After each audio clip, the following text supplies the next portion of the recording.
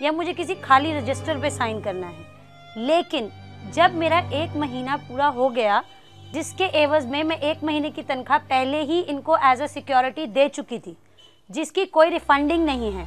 अगर मैं अपनी मर्जी से नौकरी छोड़ती हूँ तो मुझे वो वापस नहीं मिलेगी, ये मुझे पहले दिन ही बता दिया गया था।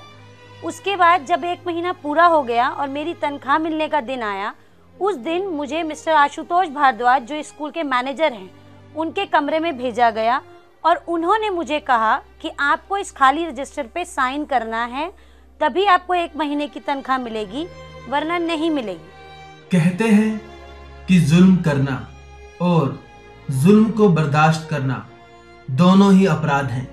जब 6th पे कमीशन के नाम पर दिल्ली के सभी स्कूलों ने फीस बढ़ाने का नोटिस दिया तो पूरे राज्य भर के पेरेंट्स एसोसिएशन ने इसका विरोध किया। जब 6th पे कमीशन आया तो पूरे देश में जो है स्कूलों ने जो है मनमानी ढंग से फीस बढ़ा दी और उसका नतीजा ये हुआ कि पूरे देश में जो पेरेंट्स थे वो सड़कों पे आ गए।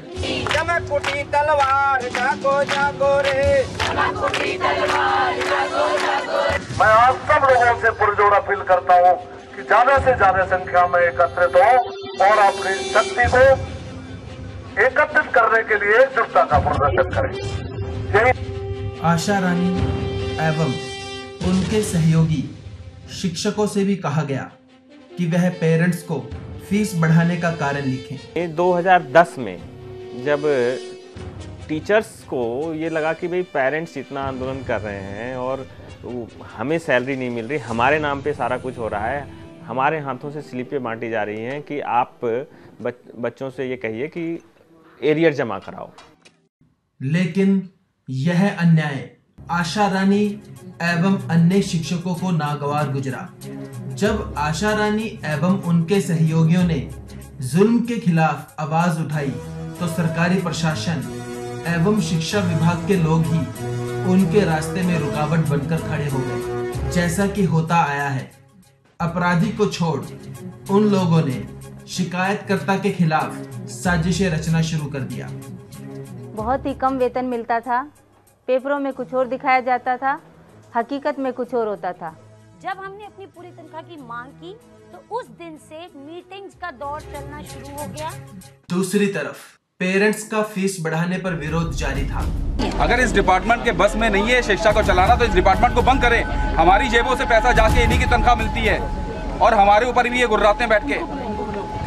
हमारे को अभिभावक को 2 साल पहले छठे वेतन कमीशन के नाम पर लूट खसोट के नाम पर इतना लूटा। हमें पता है कि हमारे दिलों पर क्या बीत रही है, क्या नहीं बीत रही है, हम जानते हैं। सिर्फ स्कूल की फीस नहीं जानती, स्कूल की फीस को ये पता है कि स्कूल की फीस जो है ना वो आनी चाहिए। आज हमने डेवलपमेंट चार्जेस बढ़ा दिए।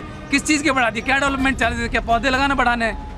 सिर्फ एक पौधे लगा दिए तो डेवलपमेंट चार्जेस बढ़ गए? क्या क्रिकेट है स्कूल के अंदर? क्या फुटबॉल है? क्या चीज़ है स्कूल के अंदर? उन्हें स्कूल से कोई भी संतुष्टि देने वाला जवाब नहीं मिल रहा था। स्कूल प्रशासन लगातार माँ बाप से तानाशाही रूप से पेश आता था, यहाँ तक कि पेरेंट्स को स्कूल के बाहर खड़े होने तक की भी मंजूरी नहीं।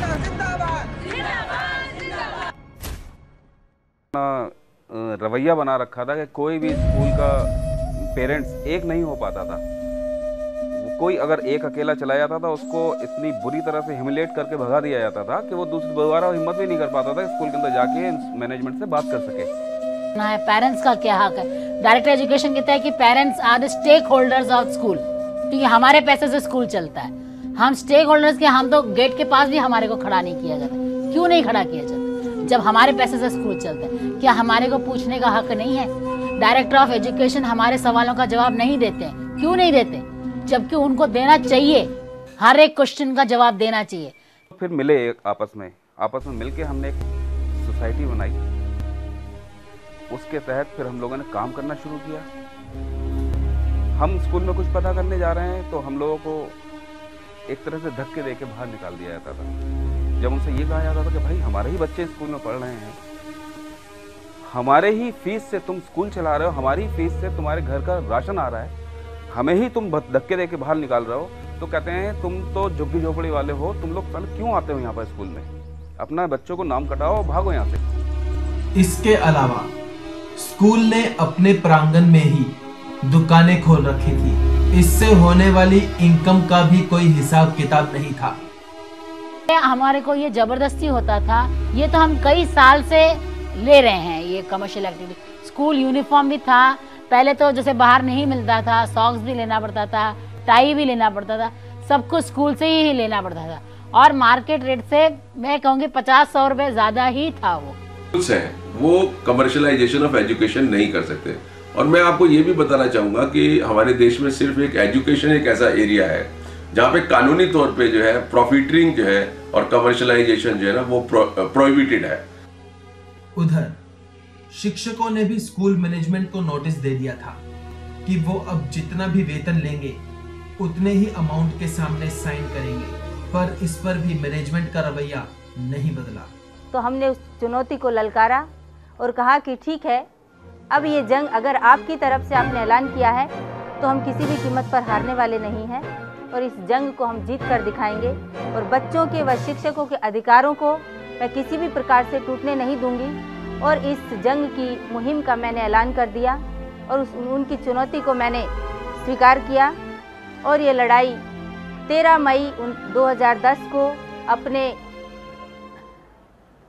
ऊंचे सुर में आकर के शुरू हुई और सभी अध्यापिकाओं ने एक साथ खड़े होकर के ये चुनौती उनको दी कि आज से हम किसी भी प्रकार से आपके जो ये ब्लैंक सिग्नेचर होते हैं इसको आज से हम नहीं करेंगे। फिर आशा रानी मैम ने हमें जब एक दिन बताया कि हम आप सब लोग कंफर्म हैं, आप क्यों घबराती हैं और आप इतनी सीनियर टीचर हैं, आपको इनसे कोई भी बेनिफिट नहीं मिल रहा, तो कम से कम आप हमारे साथ तो आइए।